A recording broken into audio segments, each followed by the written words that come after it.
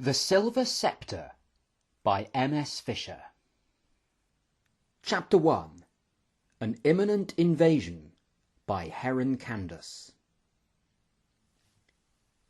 Sitting contentedly in the middle of the road was a large silver sea chest. I stared at it suspiciously. It looked strangely out of place and was giving out an eerie shuddering glow. Extraordinary, I muttered to myself. Suddenly the sea chest jolted violently and shot up into the air. 6 feet above the ground it hovered indecisively, then plummeted back down onto the road. I continued gazing in bewilderment, wondering what would happen next. Slowly and cautiously I gave the sea chest a firm prod and jumped back in amazement as the lid flew vehemently open.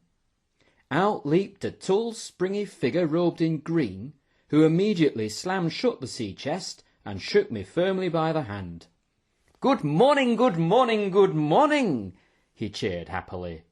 "A beautiful day, is it not, sir?" "Yes, indeed," I stammered, scratching my head. A rather long period of awkward silence followed, as I gaped in confusion at the large silver sea chest and its tall, smiling owner. "How in Ganvor did you fit inside that chest?" I asked eventually.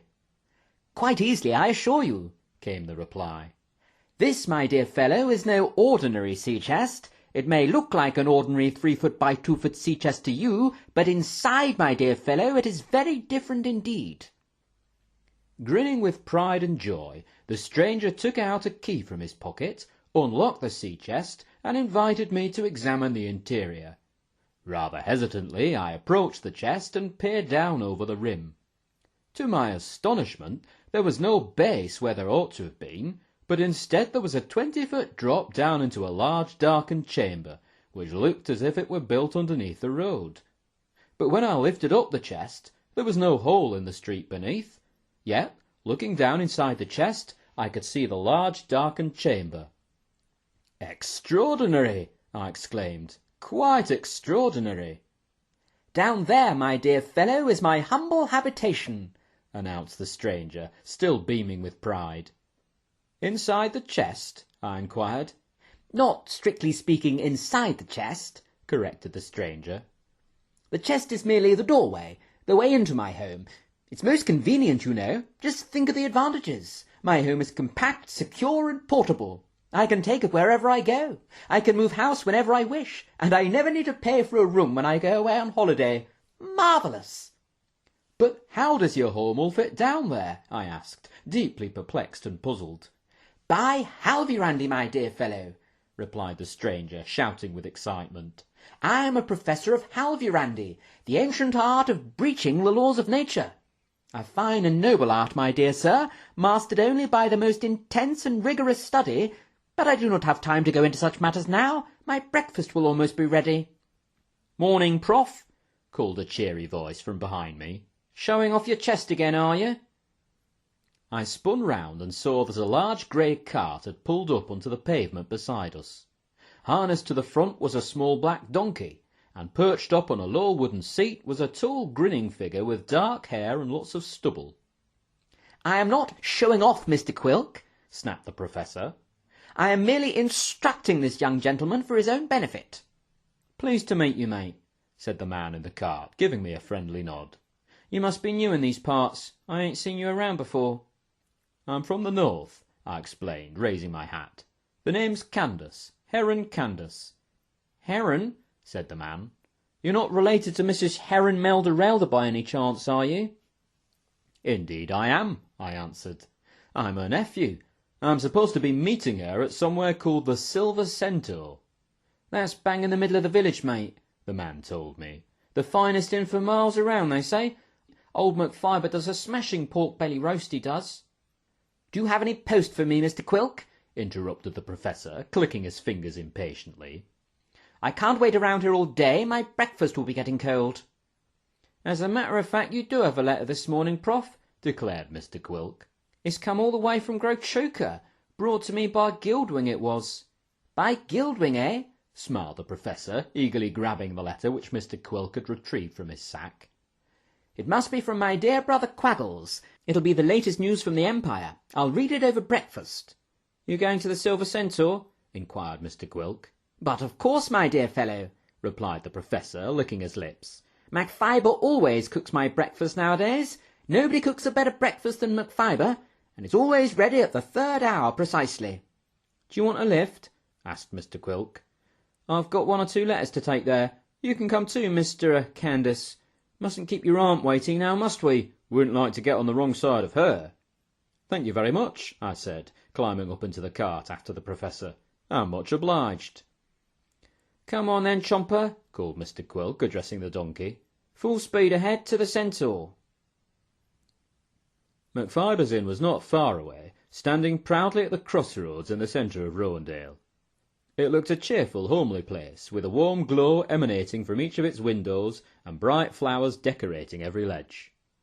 "What a delightful little inn this is," I remarked as I walked in through the door. "The very best," declared the Professor. "Magnificent." "You're late," growled a rather gloomy-looking man as he emerged from the kitchen. "It'll be your own fault, Jaggles, if you find your breakfast gone cold." "Frightfully sorry, my dear fellow," apologised the Professor. "I bumped into Mr. Candace here on the way, and then Mr. Quilk arrived with the post, and—" "Mr. Candace, you see," said the man, whom I presumed to be MacFiber. "Well, well, what an honour! I heard they awarded you 3 medals for outstanding service in the last war." "Only 2, I must confess," I told him. "Aunt M does tend to exaggerate somewhat." "Well, it's an honour to have you here at the Centaur," he said. "Jaggles, I'll get Amarella to bring your breakfast through. No grumbling if it's lost its warmth, mind. I'm about fed up of customers moaning and groaning about the quality of their food. The Gallimenia Inn Society didn't award me 12 stars for nothing, you know. I expect you'll be wanting your usual Quilk. I'll try to get Hectus onto it. Yes, well, sit down, gentlemen, sit down." The 3 of us walked into the parlour and cast our eyes round the room.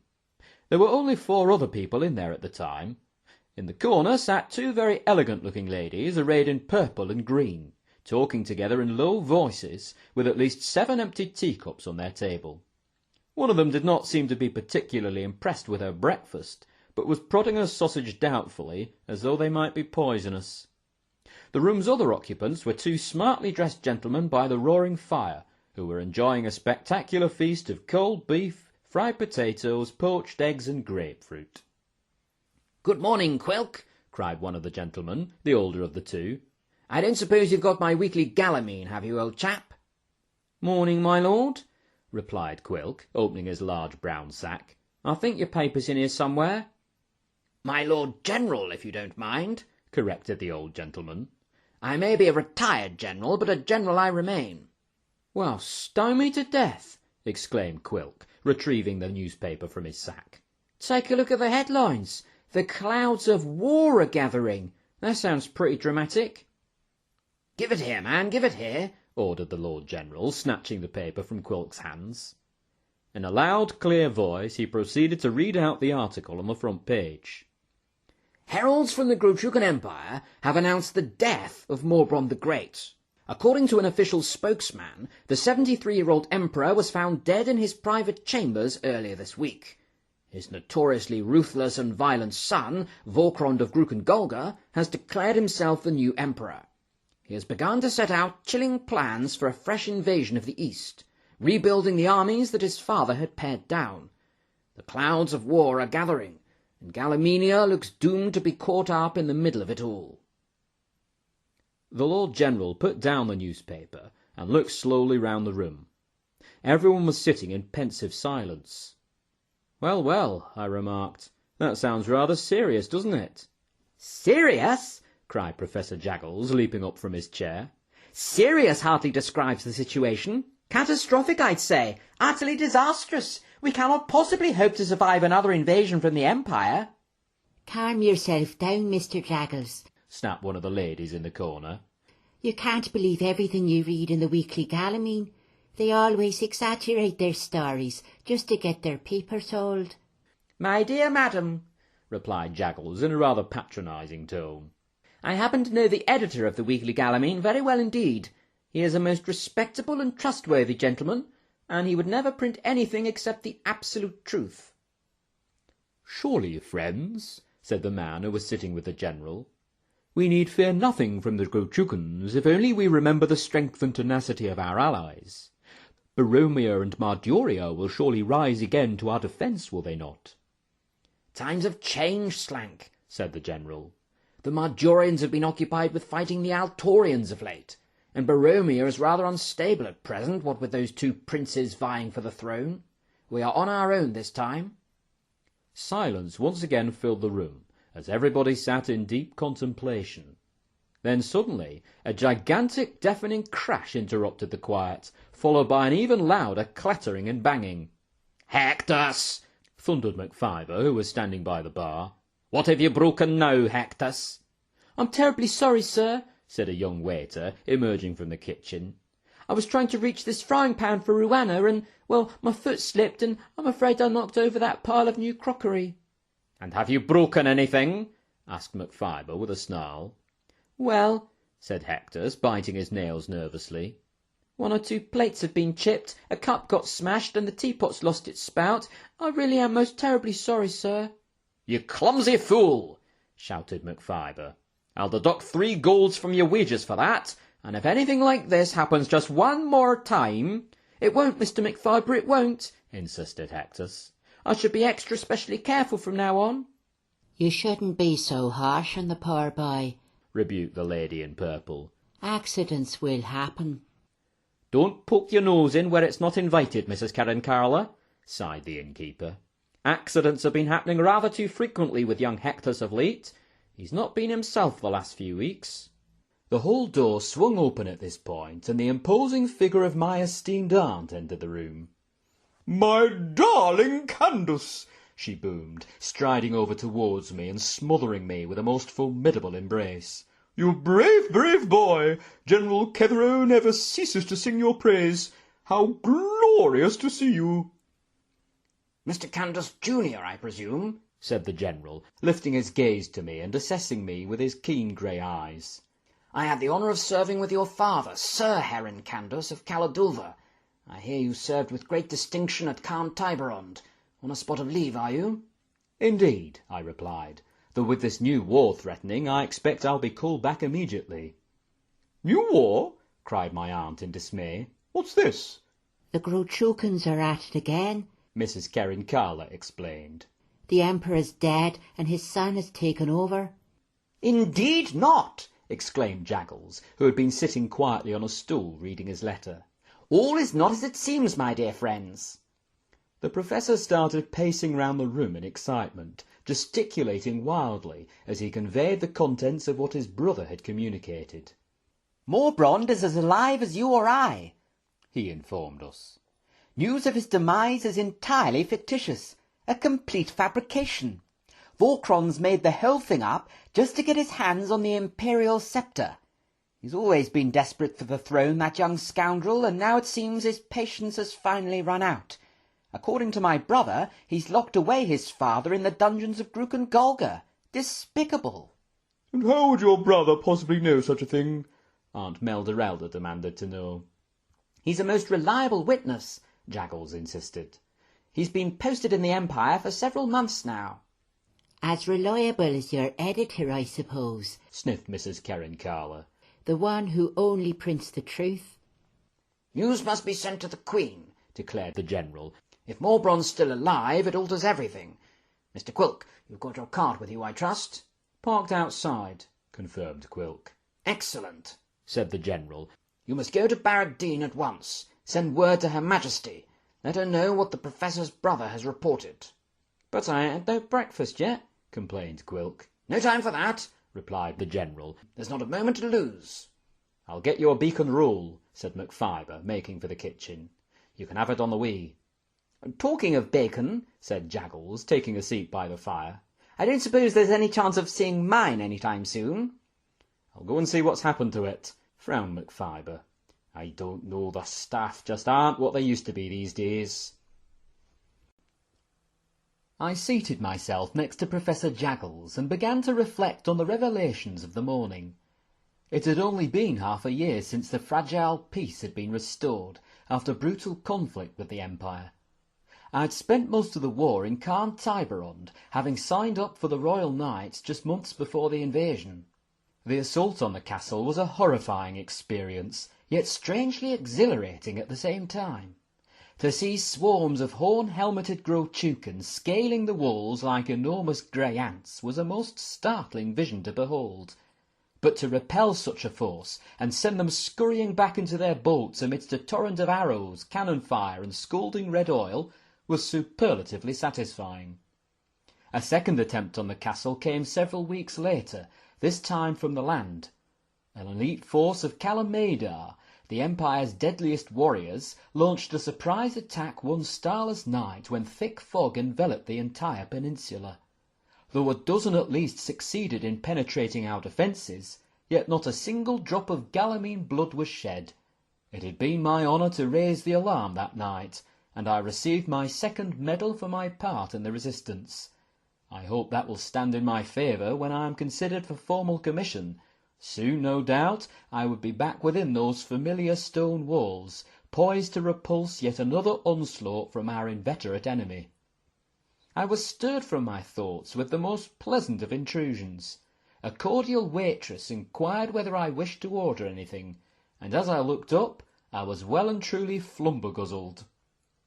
She was quite the fairest creature I had ever encountered. I could well imagine warriors taking up arms and duelling over her beauty. I was ensnared in an instant. "I could happily down a round or two of toast," I smiled. "Do you have any Mardurian jam?" "I'll have a look," she replied. "Any tea to go with it?" "Rather," I said enthusiastically. "I'm Candace, by the way." "Amarella," returned the waitress. "New here, are you?" "Yes, just visiting Aunt Em over there," I told her. "Oh, I've heard all about you then," said the lovely Amarella. "Mrs. Melderelder's nephew, eh? You've won a lot of medals, I hear." "Well, it was nothing really," I answered modestly. "They were dishing them out to practically everyone." "Well, I'd best have a look for this jam," she said. "Nice to meet you, Mr. Candace." And with that she retreated into the kitchen, and I noticed the young waiter, Hectus, glaring at me as though I'd done something amiss. "You'll allow me to pay, of course," said my aunt, calling across the room. "I won't have it said that Mrs. Melderelder leaves her nephew to fend for himself." "Thanks, aunt," I replied, somewhat relieved as I was down to my last few silvers. Amarella soon returned with a laden tray and placed a most welcome breakfast in front of me, watched from afar by the suspicious eye of the waiter. "That looks positively thumping," I remarked, picking up the toast. "Rotten news about the Empire, eh?" "Yes, Mr. McFiber just told me," replied Amarella. "I suppose you'll be off to the castle again, then?" "Afraid so," I answered. "More's the pity. I was beginning to rather like this place." I was thinking, of course, primarily of her, though I did find the whole place in general rather agreeable too. I was about to ask her another question, in order to prolong the conversation, when an exclamation from the Professor broke out beside me. "Frightening!" he cried out, rising to his feet and brandishing his letter. He had been continuing to work his way through it while tackling his breakfast, and had evidently come to a particularly alarming passage. "Listen to this, friends," he commanded, addressing the room in general. "It is most disturbing." All clatter and chatter died away in an instant, and every eye was turned to the learned Professor. "Apparently," the Professor continued, darting his eyes from place to place around the parlour, "there is a spy in Carn Tiberond. Somebody is reporting back highly secret information to the Empire." "Storm and tempest!" I cried. "What a hideous thought!" "It must be someone fairly high up, he reckons," said the Professor. "All kinds of intelligence about plans, personnel, and secret operations have been communicated to Grook and Golga." "This is most serious," said Montagolin. "It would be serious enough in peacetime, but with war brewing, the last thing we need is an enemy agent in our most impregnable of strongholds. A meeting must be convened. Action must be taken." "At the risk of appearing impertinent, sir," said the man sitting by the General, "wouldn't it be rather overstepping your authority to convene such a meeting now that you are retired?" "Nonsense, Slank," Montagolin declared. "This is an emergency. Something needs to be done with the utmost urgency. And where spies are involved, it is always best to limit one's circle of trust, don't you think? Something must be done about the Emperor Morbrand, and something must be done about this enemy agent. I quite agree, said the Professor. We must keep these revelations to ourselves for the time being. He looked around the room as if to evaluate the trustworthiness of each person present. No gossiping, he added, with a particular glance towards my aunt. Where shall we meet, General? I'd like to give time for Quilp to report to the Queen, came the answer. She may send a message back by Guildwing. I suggest we assemble at the estate tonight, at the 2nd hour. There's no doubt about it, friends. Our situation is a delicate one indeed. I spent the rest of the morning exploring the village, and it turned out to be a most delightful place. I browsed a row of endearing little shops that boasted quite a surprising array of goods and commodities. The sweet shop was an especially alluring little treasure trove, with jar upon jar of the finest and most unusual confectionery weighing down its myriad brightly coloured shelves. I wandered down to the lake on the eastern edge of the village, which I had glimpsed from the inn, and sat for many restful minutes watching all manner of ducks and geese and terrapins enjoying its tranquil waters. I strolled over to the village green, bordered by numerous pretty rowans, from which, presumably, the place had derived its name. A group of young men were practising their tuckeron on the field, and if I'd had my staffs with me, I would have been tempted to join in, not having knocked a ball about for quite some time. Instead, I climbed up a rather striking watchtower with a bell at its top, from which I gained a magnificent view of the whole village and the gently sloping hills that surrounded it. I couldn't help looking out north-westward and thinking of the mighty fortress to which I would soon, no doubt, be returning. And then, as midday drew near, I turned back to the Silver Centaur, hoping to acquaint myself further with the lovely Amarella as I tucked into my lunch. As it happened, it was the young fair-haired waiter Hectus who served me, and there seemed to be a slight hint of mild hostility as he banged down my ham and mushroom pie on the table in front of me. I couldn't think what I could possibly have done to offend him. I did catch a fleeting glimpse of Amarella, though, as she popped out momentarily from the kitchen and acknowledged me with a friendly nod and a smile. What a positively bozling girl she was! In the afternoon I was seized by my Aunt Melderelda and taken to see various friends of hers in the village. She vaunted me as though I were a prize show horse, regaling our successive hosts with tales of my wartime exploits, and making me out to be some kind of latter-day Sir Osprey Langthorne, hero of Alintinos. It was all rather embarrassing. The last of our visits was to Mrs. Kerin-Carla, who insisted on us staying for dinner and served us with a decidedly satisfying hot pot. As we ate, she waxed eloquent on a whole host of subjects, ranging from the virtues of Princess Morvella in comparison to her brother, to the uncouth manners of Mr. McFiber and the staff in general at the Silver Centaur. I found it hard to believe that Amarella could be justly charged with anything of an uncouth nature, but decided it was probably wiser to hold my tongue. As the 2nd hour of evening approached, my aunt and I took our leave and began the walk to the Montagolden estate, which I was informed lay only a mile and a half away. We met Professor Jaggles on the way, and I marvelled at the sight of his silver sea-chest rolling along on its wheels in front of him, seemingly of its own accord. Once we had climbed over an oak-topped hill, we could see the General's magnificent manor-house in the distance. It stood at the end of a long, wide, gravel-covered path, with an immaculate lawn on one side and an enormous fishing lake on the other. As we drew nearer, I noticed a great many peacocks strolling about on the lawn, and a flock of flamingos on an island in the lake. Several stone statues of powerful beasts rose up a little further on, lions, bears, wolves, and great lizards. Beyond these, a number of ornate fountains decorated the immediate approach to the house, filling the air with the rather delightful sounds of softly bubbling and gently cascading water. All in all, the scene was most impressive. I felt a little overawed as we made our way up to the grand front doors. Parked beside these doors, looking a little out of place due to its worn and mud-spattered appearance, was a large blue wagon from which a straw-hatted, red-jacketed man was unloading a number of crates. Professor Jaggles ran up to him with great enthusiasm and shook him warmly by the hand. "My dear fellow," he cried, "what an unmitigated pleasure to see you! What brings you here to the estate?" "I deliver to his lordship every week now," replied the man. "He always gets his pheasants and mallards from me, and a fair quantity of veg to go with them." "Well, well," said the Professor, "you've come at just the right time. Most fortuitous. There's a highly important meeting about to happen inside." "Highly important meeting, eh?" echoed the other man. "Reminds me of a certain memorable occasion last year." "This here," said the Professor, turning his attention towards me, "is Mr. Phoenix Algothian, a most noble and stout-hearted fellow, and this here," he pointed at me, "is Mr. Heron Candace, nephew of Mrs. Melderelder and hero of Carn Tiberond." "Delighted to meet you," said Mr. Algothian, extending his hand to me. "What's this meeting all about, then? Something serious?"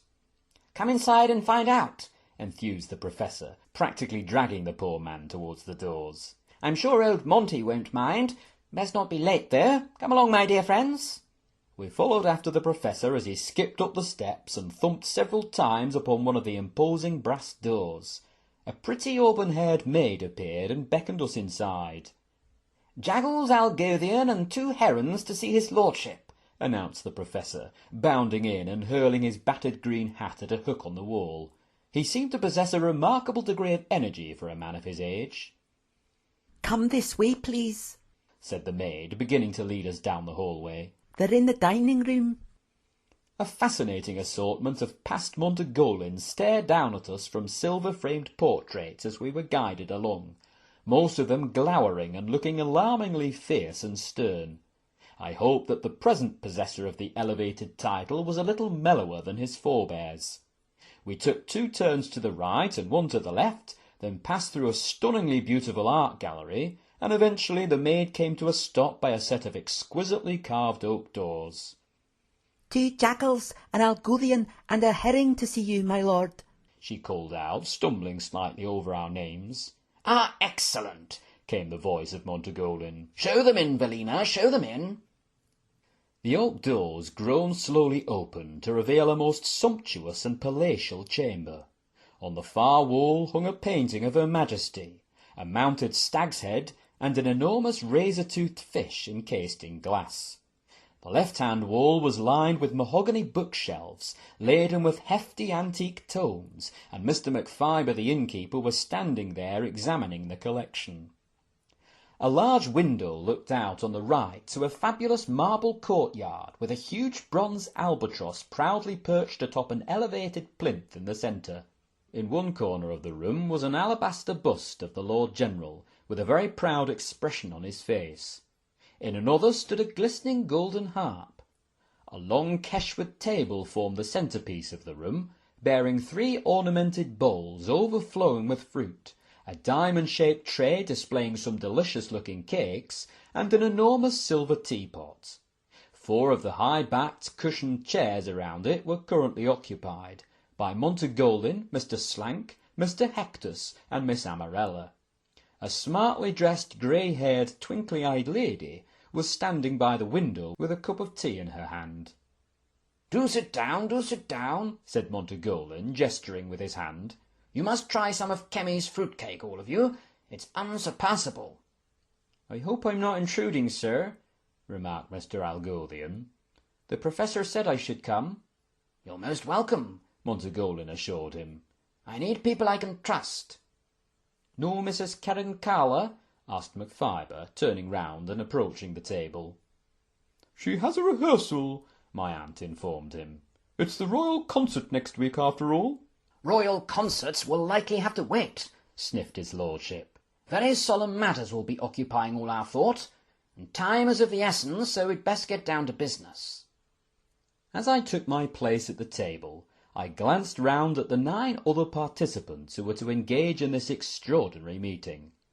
The Lord General cut a striking figure at the head of the table, dressed in an elegant moss-coloured greatcoat with large brass buttons, and looking at a pile of charts and papers through a glinting monocle.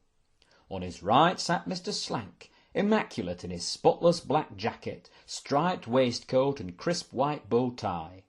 I couldn't help noticing him cast a couple of awkward looks towards Velina the maid, who was still standing there by the door. The lovely Amarella beautified the next place around the table. Her long golden tresses were hanging loosely over her shoulders, and she was wearing an attractive lilac dress. Hector slouched beside her, his curly-haired head resting on his arms, and he appeared to be chewing a mint or a toffee. On the opposite side of the table, MacFiber was now seated on the Lord General's left, and was pouring himself out a cup of tea. He had changed from his earlier attire at the inn, and had donned a warm-looking cable-knit jumper. Between him and me, Mr. Algoldian was helping himself liberally to the cakes that were on offer. He looked a decent and pleasant chap, with a broad smile and kindly eyes. He was wrapped up in a thick fur coat and striped scarf, which were now beginning to get speckled with numerous crumbs. My aunt sat on the other side of me, her brown leather handbag half open in front of her, through which she was rummaging noisily in search of a pencil. The Professor had positioned himself at the foot of the table, with his sea-chest nestling snugly under his feet. He was humming quietly to himself as he set about peeling an orange. The lady by the window, whom I presumed to be Montegolin's wife, did not show any intention of joining us at the table, and I wondered whether perhaps she was suffering from a bad back. I couldn't help feeling that we were a rather random selection of people, mostly those who happened to be in the inn when his lordship's newspaper arrived. I supposed it was because he felt he could unreservedly trust us all that we had been summoned to this council. Despite his insistence that time was of the essence, he spent quite a long while sorting through his papers and examining his maps before finally clearing his throat and addressing us. "Now then, honoured guests," he began, "you're all aware of the reason why we're gathered here." "Begging your pardon, sir," put in Algoldian, availing himself of an iced cherry cake, "but I for one am completely clueless as to why we're all here." "Didn't Jaggles inform you of our purpose?" said his lordship in surprise. "War is on the horizon, the Grotrukans are returning, an invasion is imminent." "What about the peace treaty?" asked Algoldian in dismay. "All torn up!" exclaimed the Professor, rising to his feet. The man seemed incapable of staying still for very long. "Vorkron's in charge now, you see. He's locked up the Emperor in his dungeons, seized the sceptre for himself, and told everyone his father is dead. And now he's got Galliminia in his sights again. Frightening." "Grim news indeed," said Algoldian glumly. "But begging your pardon, sir, what are we 10 here going to do about it?" "That's what we're here to discuss," Montegolin informed him. "I think it best for the truth about the Emperor to be kept to as few people as possible. There are enemy spies at work, and we know from bitter experience how chameleonic they can be.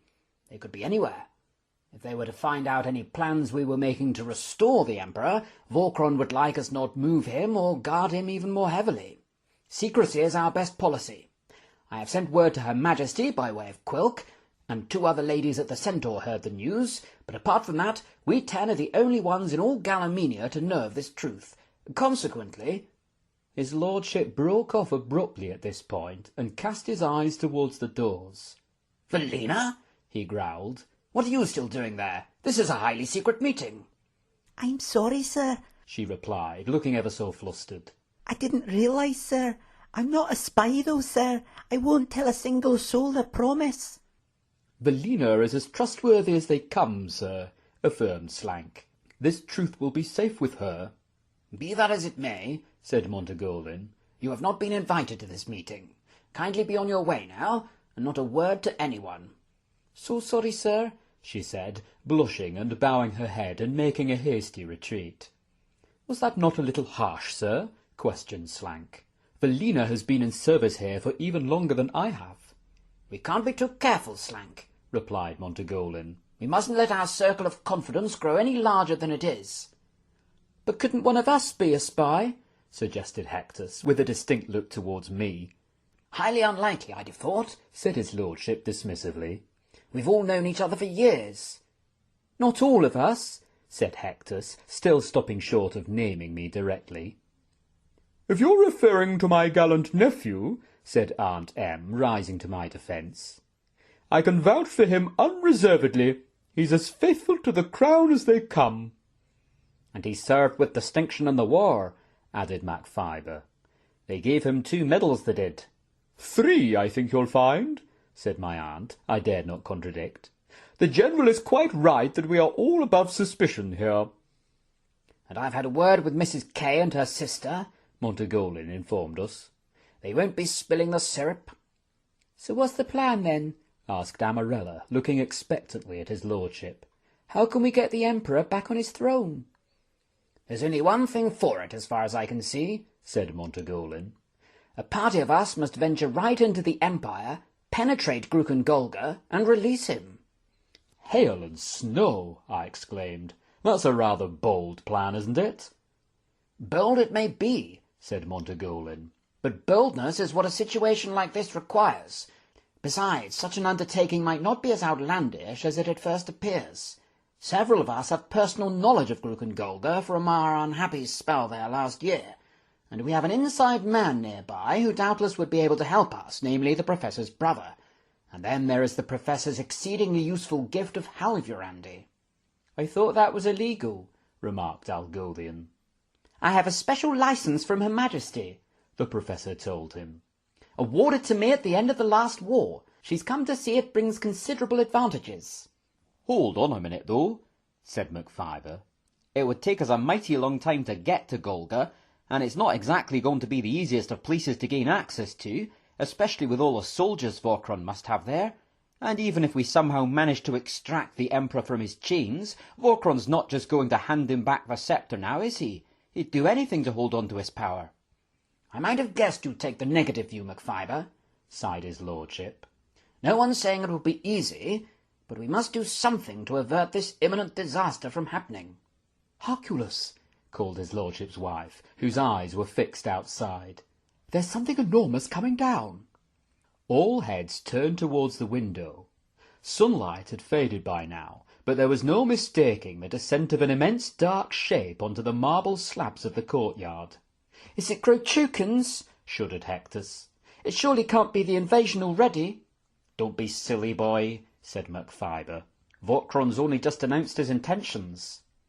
"If I am not greatly mistaken," said Slank, "it has the distinct appearance of a dragon."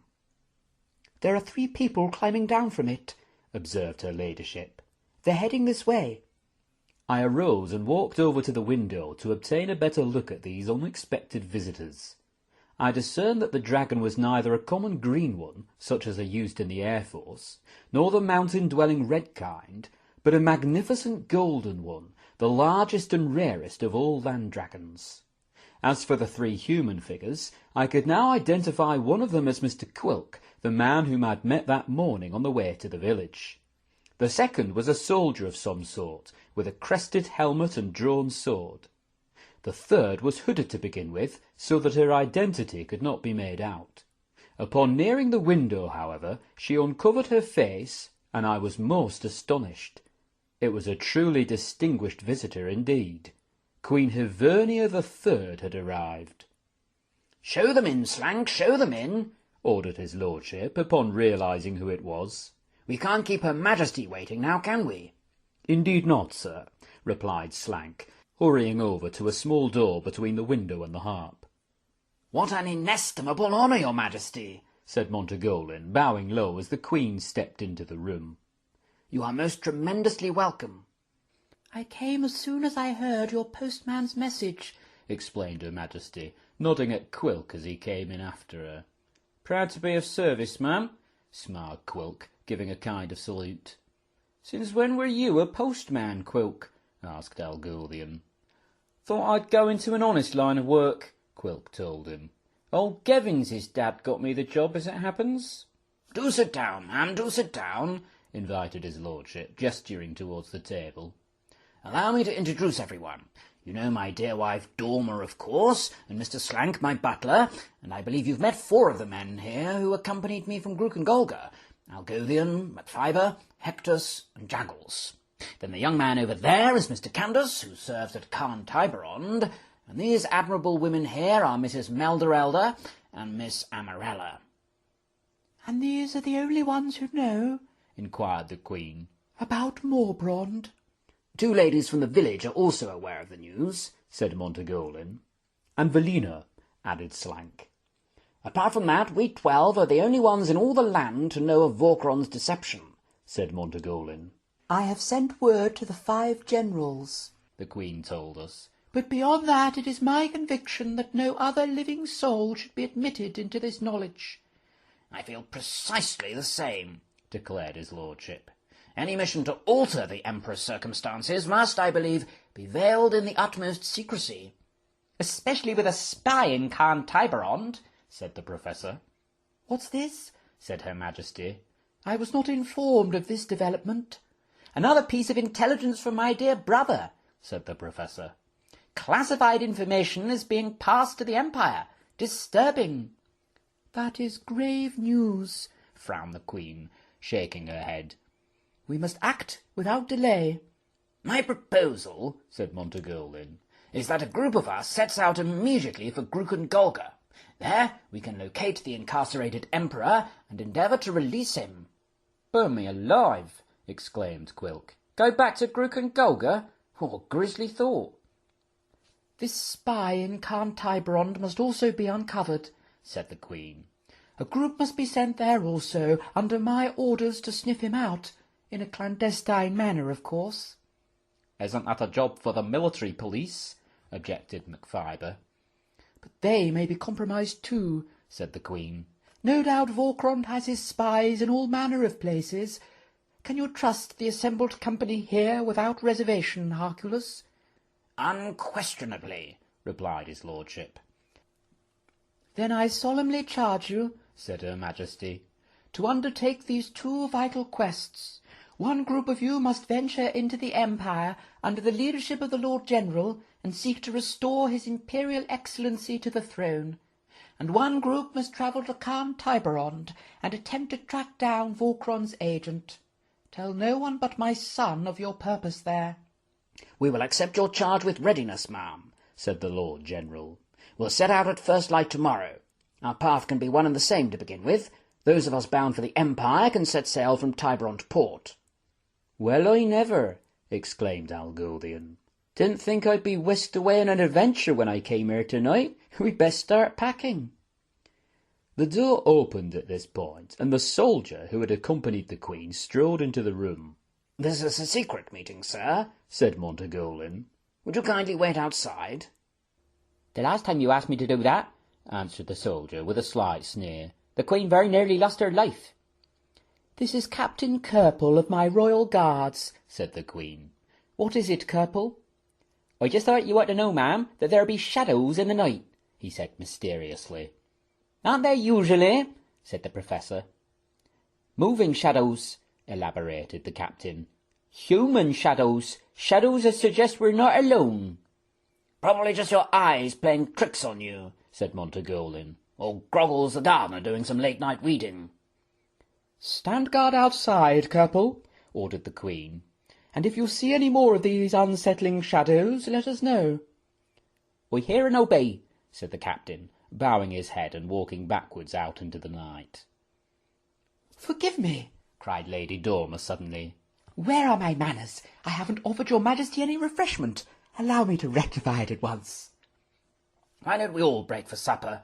suggested his lordship. "All this talking's making me hungry."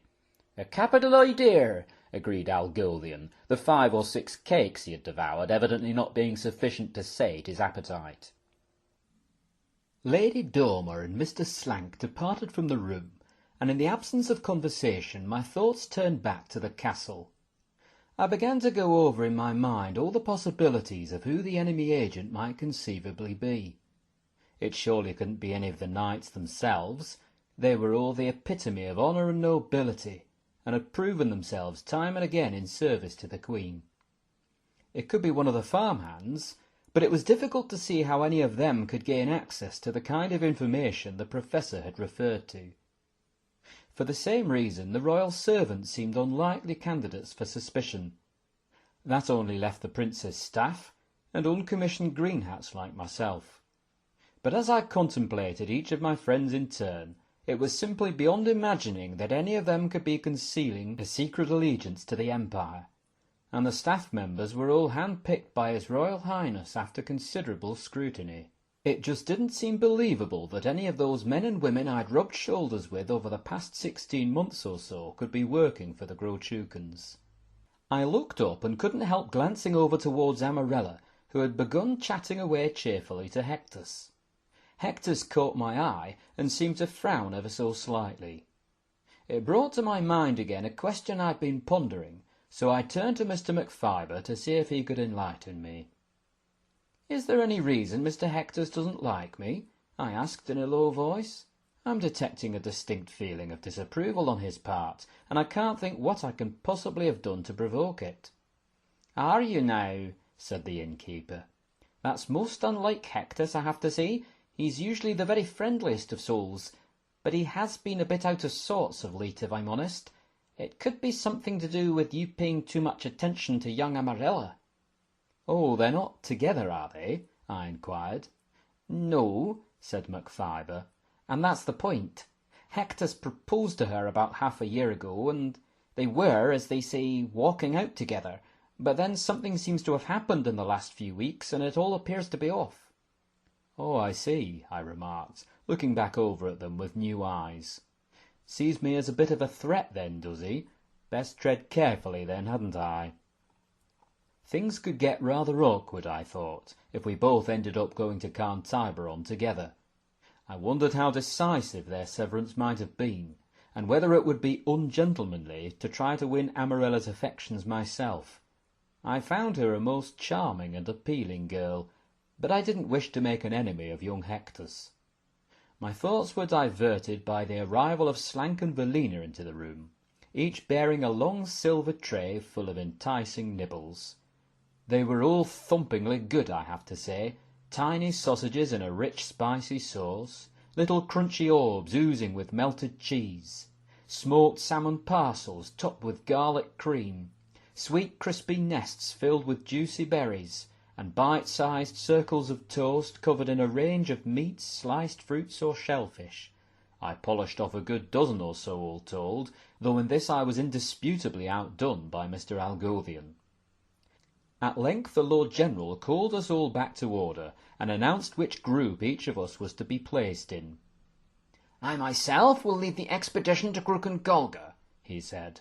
"Naturally Slank will accompany me, and we'll need your Halvurandi, Professor, so you'll come too.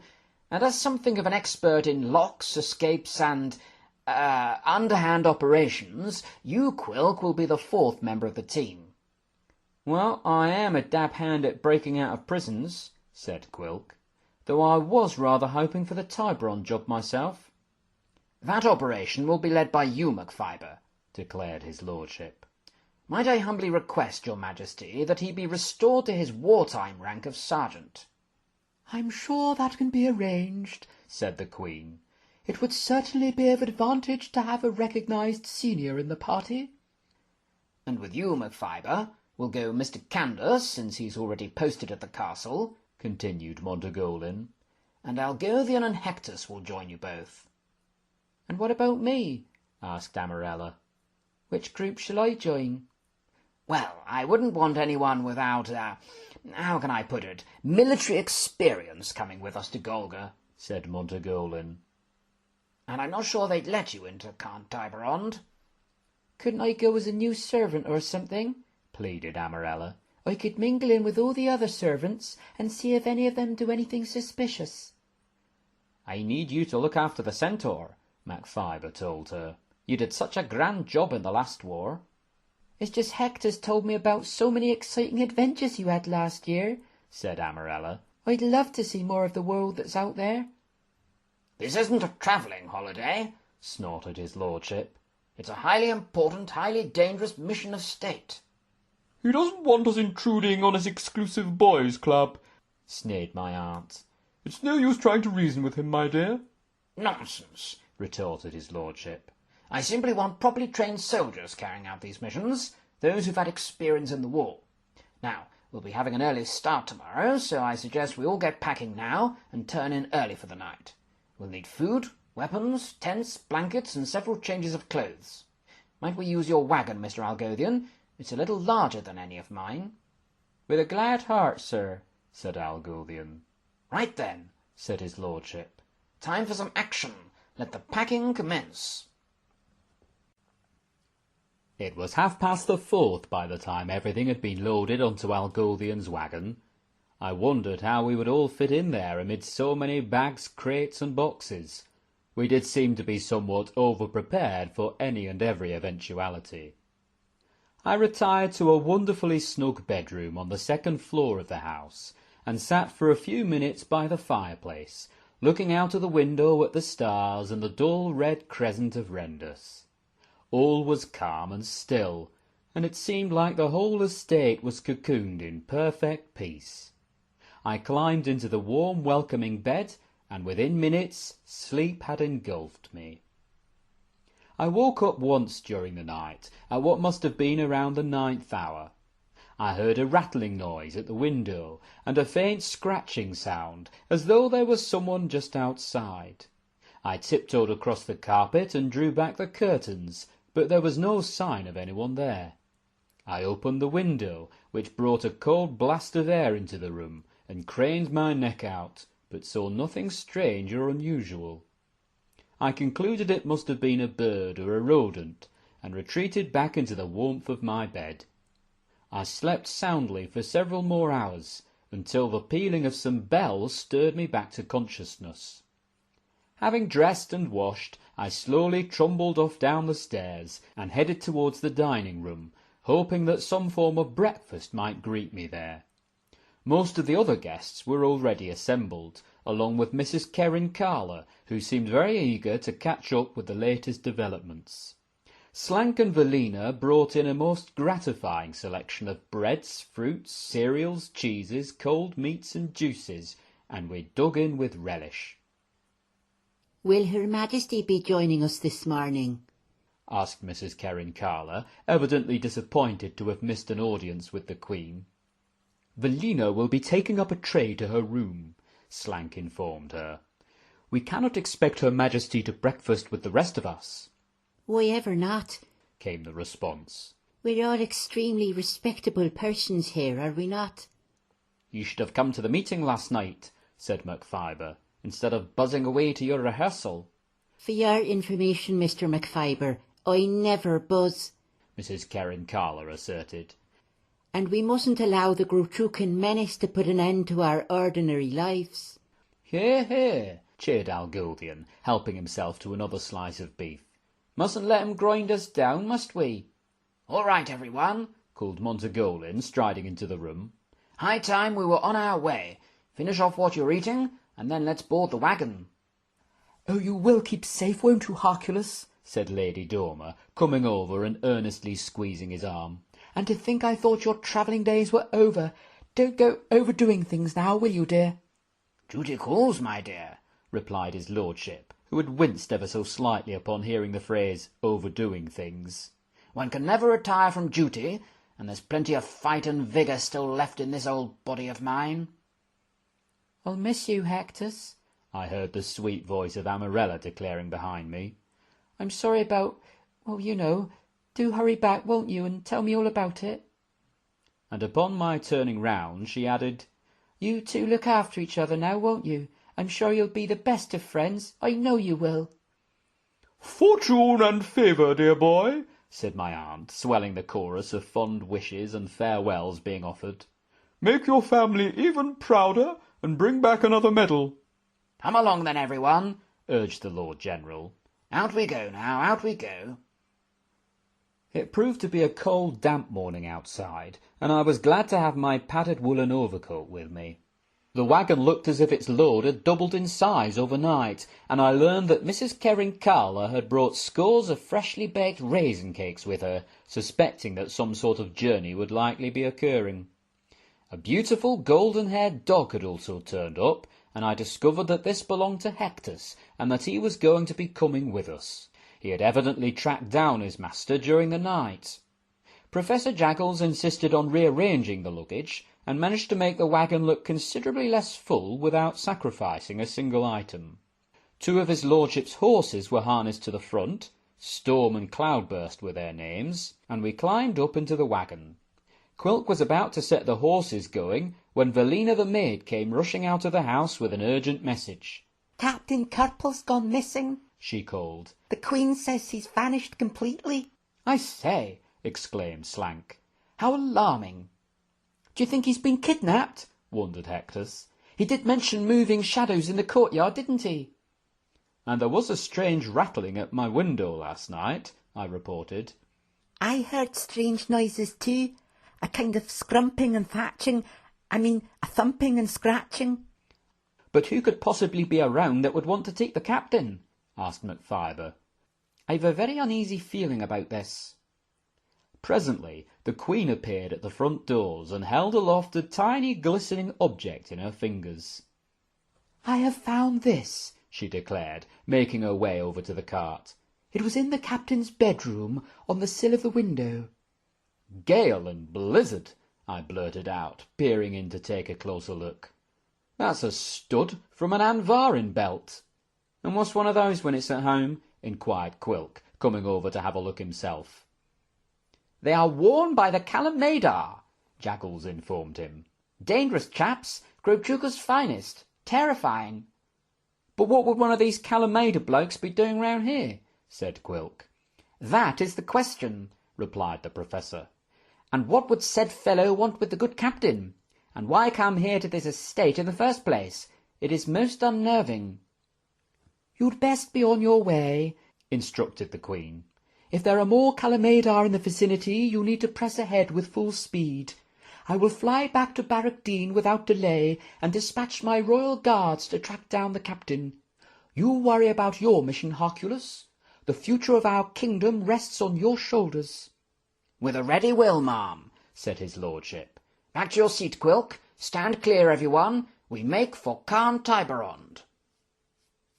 And so, with another chorus of farewells and benedictions rising up behind us, an uncertain path of peril and danger before us, and the prospect of the Empire's most proficient killers on our tail, we jolted forward towards mystery and adventure. A grim sense of foreboding began to swallow up my heart.